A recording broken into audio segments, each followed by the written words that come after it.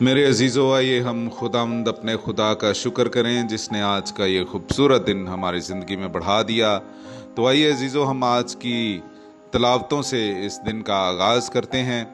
آج کی پہلی تلاوت حزقیال نبی کا صحیفہ، اس کا 12واں باب، پہلی 12 آیات۔ میں نے خداوند کا کلمہ پایا، اس نے کہا کہ اے ابن بشر، تو باغی گھرانے کے بیچ میں رہتا ہے۔ دیکھنے کے لیے ان کی آنکھیں تو ہیں پر وہ دیکھتے نہیں، سننے کے لیے ان کے کان تو ہیں پر وہ سنتے نہیں، کیونکہ وہ ایک سرکش خاندان ہیں۔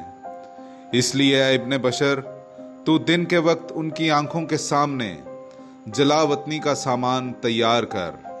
تو ان کی آنکھوں کے سامنے اپنے مقام سے دوسرے مقام کو جا، شاید کہ وہ جان لیں کہ ہم باغی گھرانہ ہیں۔ دن کے وقت ان کی آنکھوں کے سامنے اپنا سامان، جلا وطنی کا سامان نکالنے کے مانند باہر نکال۔ پھر شام کو ان کی آنکھوں کے سامنے جس طرح جلا وطن روانہ ہوتے ہیں روانہ ہو۔ ان کی آنکھوں کے سامنے دیوار میں چھید کر اور اس میں سے سامان نکال۔ ان کی آنکھوں کے سامنے اسے کندھے پر اٹھا اور اندھیرے میں روانہ ہو، اور اپنا چہرہ ڈھانپ لے تاکہ تو زمین کو نہ دیکھ سکے، کیونکہ میں نے تجھے اسرائیل کے گھرانے کے لیے نشان ٹھہرایا ہے۔ تو جیسے مجھے حکم دیا گیا تھا میں نے ویسے ہی کیا۔ میں نے دن کے وقت اپنا سامان، جلا وطنی کا سامان نکالنے کی مانند نکالا، اور شام کو میں نے زور سے دیوار میں چھید کیا۔ میں نے اسے اندھیرے میں نکالا اور ان کے دیکھتے ہوئے اسے اپنے کندھے پر اٹھا لیا۔ اور صبح کے وقت میں نے خداوند کا کلمہ پایا، اس نے کہا کہ اے ابن بشر، کیا اسرائیل کے گھرانے یعنی اس سرکش خاندان نے تجھ سے نہیں پوچھا کہ تو کیا کرتا ہے؟ ان سے کہہ دے کہ مالک خداوند یوں فرماتا ہے کہ یروشلم کے رئیس اور اسرائیل کے تمام گھرانے کے لیے جو اس میں ہیں یہ بار نبوت ہے۔ کہہ دے کہ میں تمہارے لیے ایک نشان ہوں، جس طرح میں نے کیا اسی طرح ان سے کیا جائے گا۔ وہ جلا وطنی اور اسیری میں جائیں گے۔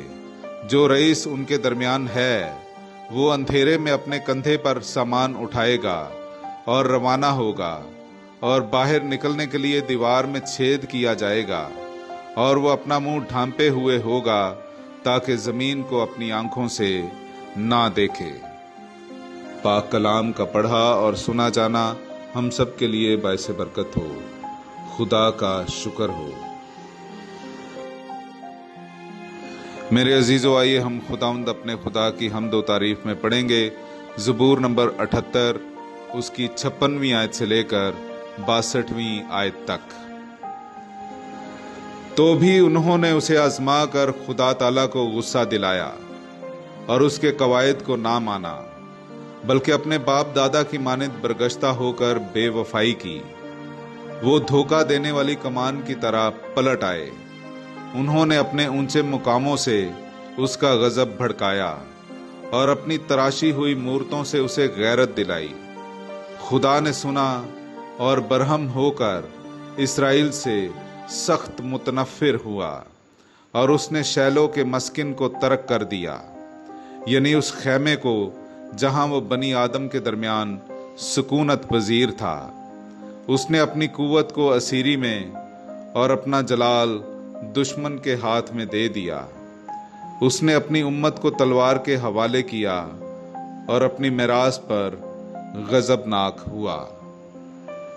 پاک کلام کا پڑھا اور سنا جانا ہم سب کے لیے باعث برکت ہو۔ خدا کا شکر ہو۔ میرے عزیزو، آئیے ہم آج کا انجیلی اقتباس سنیں۔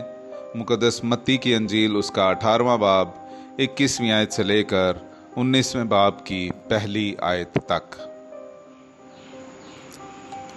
تب پطرس نے پاس آ کر اس سے کہا کہ اے خداوند، کتنی دفعہ میرا بھائی میرا گناہ کرے اور میں اسے معاف کروں؟ کیا 7 دفعہ تک؟ یسوع نے اس سے کہا، میں تجھ سے یہ نہیں کہتا کہ 7 دفعہ، बल्कि 7 दफा के 70 बार तक। इसलिए आसमान की बादशाही उस बादशाह की मानित है जिसने अपने खादिमों से हिसाब लेना चाहा। तो जब हिसाब लेने लगा तो उसके सामने 10,000 किंतार का कर्जदार हाजिर किया गया, और चूंकि उसके पास अदा करने को कुछ ना था, इसलिए उसके आका ने हुक्म दिया कि ये और इसकी बीवी और बाल बच्चे और सब कुछ जो इसका है बेचा जाए और कर्ज वसूल कर लिया जाए। मगर उस खादिम ने गिर कर उसकी मिन्नत की और कहा, मेरे बारे में सब्र कर और मैं तुझे सब अदा करूंगा। उस खादिम के आका ने तरस खाकर उसे छोड़ दिया और कर्ज उसे बख्श दिया। मगर जब वो खादिम बाहर निकला तो उसके हम खिदमतों में से एक उसे मिला जिस पर उसके 100 दिनार आते थे। उसने उसे पकड़कर उसका गला घूंटा और कहा, अपना कर्ज अदा कर। तब उसके हम खिदमत ने गिर कर उसकी मिन्नत की और कहा, मेरे बारे में सब्र कर तो मैं तुझे सब अदा करूंगा। मगर उसने ना माना, बल्कि जाकर उसे कैद खाने में डाल दिया जब तक कि वो कर्ज अदा ना कर दे। उसके हम खिदमत जो कुछ हुआ था वो सब देखकर नहायत गमगीन हुए और आकर अपने आका से तमाम वारदात बयान की। तब उसके आका ने उसे बुलवाया और उससे कहा, ऐ शरीर खादिम, मैंने सारा कर्ज तुझे बख्श दिया क्योंकि तूने मेरी मिन्नत की। तो क्या लाजिम ना था कि जैसा मैंने तुझ पर रहम किया तू भी अपने हम खिदमत पर रहम करता। और उसके आका ने गुस्से होकर उसे जल्लादों के हवाले किया जब तक कि तमाम कर्ज अदा ना कर दे। मेरा आसमानी बाप भी तुम्हारे साथ इसी तरह करेगा अगर तुम में से हर एक अपने भाई को दिल से मुआफ ना करे। और यूं हुआ कि जब यीशु ये बातें खत्म कर चुका तो वो जलील से रवाना हुआ और उर्दन के पार यहूदिया के इलाका में आया।